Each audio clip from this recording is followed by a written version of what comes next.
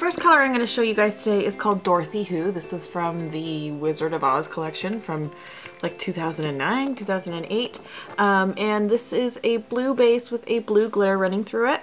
And I believe Emerald Sparkle came out with this collection as well originally, and Ruby Pumps, and so this is sort of the blue version of both of those. I haven't worn this in so long. I kind of forgot that I own this one, and it's really pretty, so I kind of wish that I had worn it more. But yeah, this is what the first coat looks like. It is pretty sheer in the first coat. It does build up pretty well though.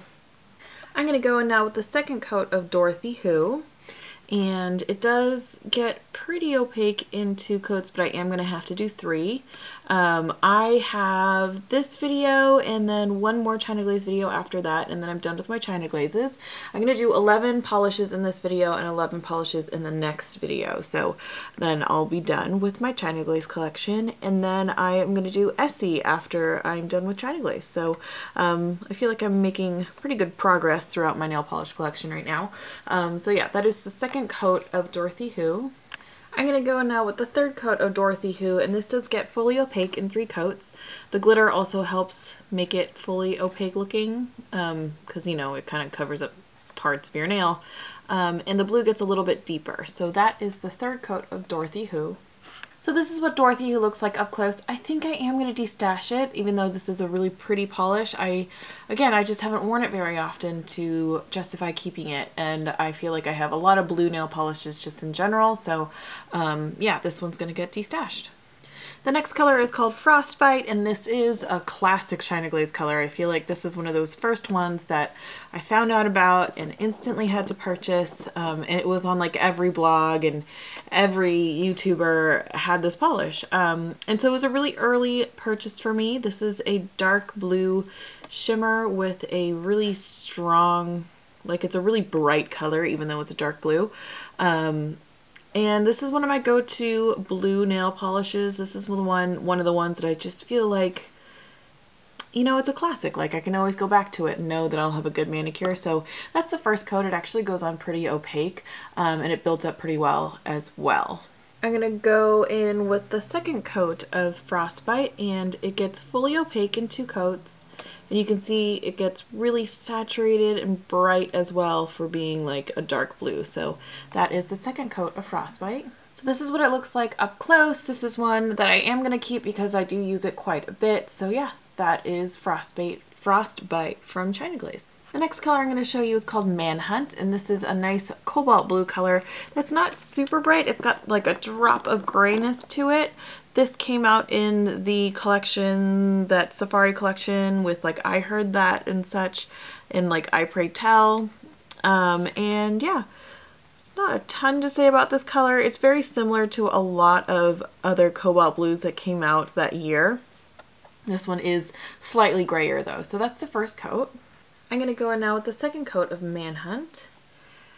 And this gets fully opaque in 2 coats. It does dry pretty glossy. It's a really easy formula to work with. It's one of the better China Glaze cream formulas in my opinion. And yeah, really easy to work with. Goes on pretty easily, doesn't like patch or streak or anything. So yeah, that is 2 coats of Manhunt. So this is what it looks like up close. This one I am going to destash because again, I just have other blues that I'm probably going to wear more, and I just like, I don't need a ton of blue cream. So that is Manhunt. So this polish is called Agent Lavender. This was another one with Secret Periwinkle that I picked up because Say Anything Brooke had it and it looked beautiful. This one is a little bit more blue toned than a standard lavender in my opinion. I feel like a lavender is generally a little bit more purple, but it's a beautiful color nonetheless. It is a cream formula. It is a pastel, kind of a difficult, finicky formula, but still really pretty anyway. So yeah, that's the first coat of Agent Lavender. I'm going to go now with the second coat of Agent Lavender, and this does get opaque in 2 coats. I feel like when you first apply it, it looks pretty blue toned, and then when it dries down, it gets a little bit more purpley. So yeah, that is the second coat of Agent Lavender. So this is what it looks like up close. This one I am going to keep as well and just see how much I use it in the next year. And if I don't, then I'm going to destash it. I really like the shade of it and I really like the color, but I feel like I don't use it as much as I could. The next color is called Let's Do It. This is actually a recent purchase for me from China Glaze. Recent as in like in the last year. I'm not entirely sure what collection this is from, but I saw it at Sally's and it was just so twinkly and pretty on the rack, so I purchased it. This is a clear base with a bunch of micro glitter and then like a forget-me-not type of, or like hydrangea type of blue small hex glitter, and it's probably best as a topper, so I am going to do 2 coats of a base coat really quick and then show you what it looks like on top. But yeah, that's what it looks like on its own. It's pretty sheer, it's a topper again, so yeah, I am going to do that and show you what it looks like up close when it's on top of a different color.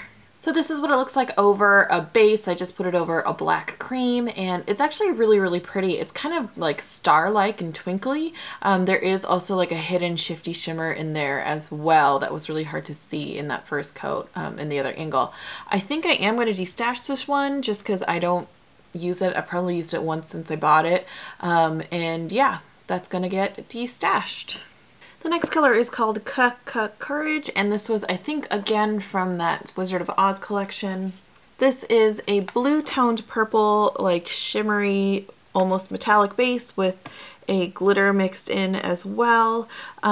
This one applies pretty nicely in the first coat. It does get opaque in 2 coats, so it's pretty easy to work with.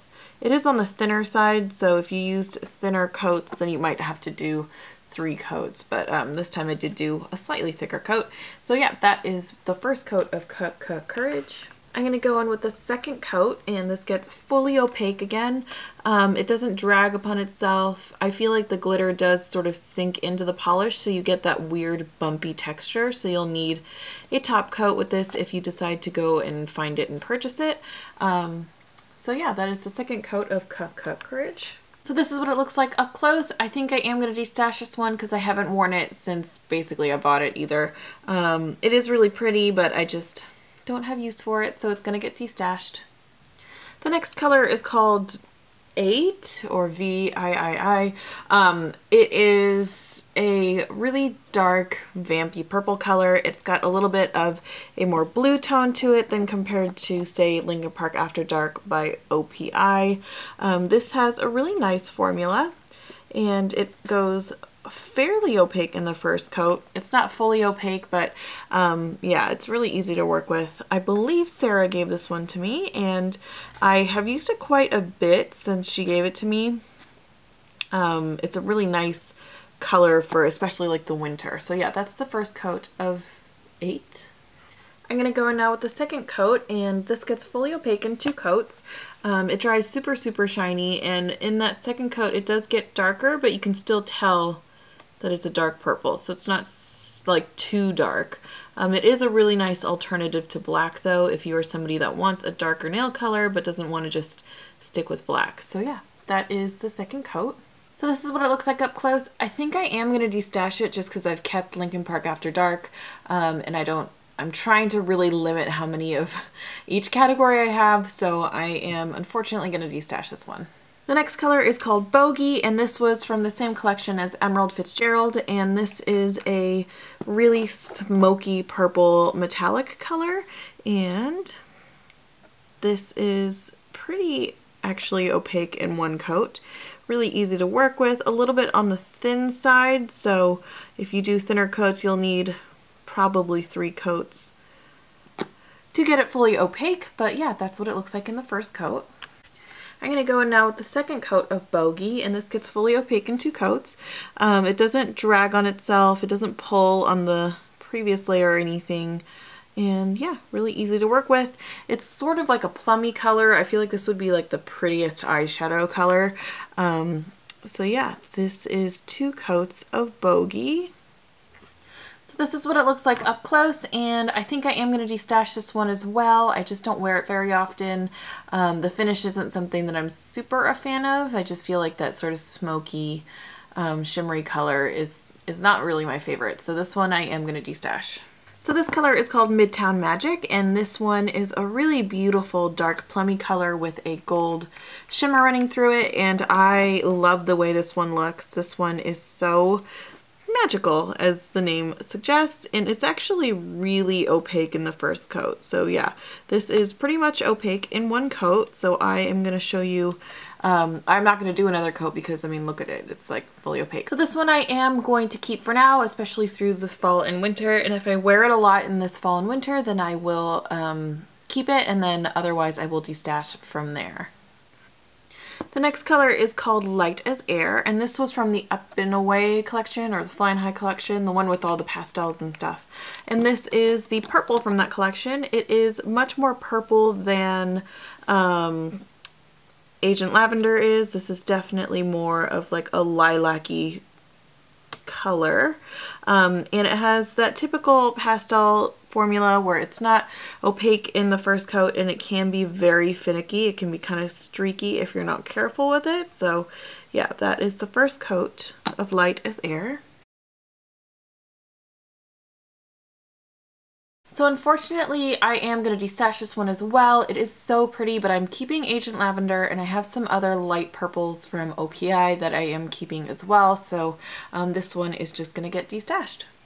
The next color is called Stella, and this is a really pretty warm purple, almost like a fuchsia color. This has a shimmery, almost metallic finish to it, and it's actually not bad in the first coat. It is pretty warm looking in person, whereas in the bottle I feel like it looks a lot more purple. This one looks a lot more berry toned when you apply it. So yeah, that's the first coat of Stella. I'm going to go now with the second coat of Stella, and this gets fully opaque in 2 coats. It reminds me a lot of like it's like a really 90s color, so I feel like I had a polish like this from like Wet n Wild back in like 1996 or whatever, or 1997. And yeah, I feel like I had Zoya's Yasmin, which also looked very similar to this. And yeah, it's an easy polish to work with. Goes on pretty smooth. Doesn't have a ton of like brush strokes or anything when you apply it. So yeah, that's what Stella looks like. So this is what it looks like up close. Super, super pretty, really glowy. Unfortunately, I don't wear it very often either, so this one I am going to destash as well. So yeah, that is the last color for this video. I hope you guys liked this video. If you did, if you could give it a thumbs up, that would totally make my day. If you're new to my channel, I do a Swatch My Stash video pretty much every Saturday, and I do 10 polishes a week. Again, I will be doing, I have one more China Glaze video, and then I'll be doing Essie after this. So yeah, hope you guys are doing well, and I will see you guys soon.